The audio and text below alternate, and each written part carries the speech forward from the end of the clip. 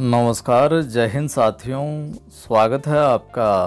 आप सुन रहे हैं आदि की आवाज़। सुनिए कमाल की प्रेरक कहानी का शीर्षक है आशा का दीपक, उम्मीद का दिया। एक कमरे में 4 दीपक जल रहे थे और वहाँ के परिवेश में एक शांति छाई हुई थी।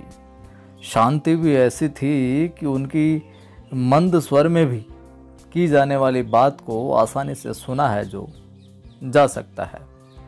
पहले दीपक ने दुखी स्वर में कहा, मैं शांति हूँ, मुझे कोई बनाए नहीं रखना चाहता है, अब मुझे बुझ जाना चाहिए।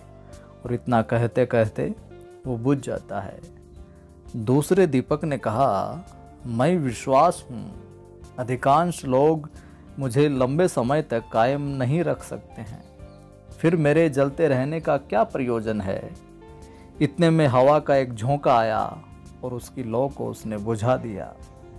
फिर तीसरे दीपक ने निराश होते हुए निराशा के स्वर में कहा, मैं ज्ञान हूँ, मुझमें अब जलने की ताकत ही नहीं बची है, क्योंकि कुछ लोग मेरे महत्व को नहीं समझते, इसलिए मुझे भी बुझ जाना चाहिए इनके साथ में।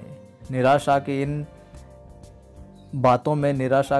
क्षणों में बिना एक पल की प्रतीक्षा के वह भी बुझ जाता है। तभी एक बालक उस कमरे में प्रवेश करता है और उसने देखा कि तीनों दीपक है जो जल ही नहीं रहे। उसने पूछा कि तुम तीनों क्यों नहीं जल रहे हो, जबकि तुम्हें तो आखिरी क्षण तक जलकर प्रकाश देना चाहिए। इतना कहते ही वो बालक है जो रोने लगा जोर जोर से।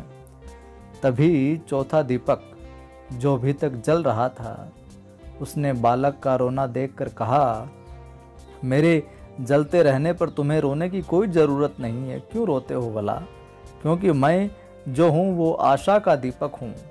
बालक की आंखों में चमक लौट आती है और उसने आशा दीप से पुनः शेष तीनों दीपों को जला दिया।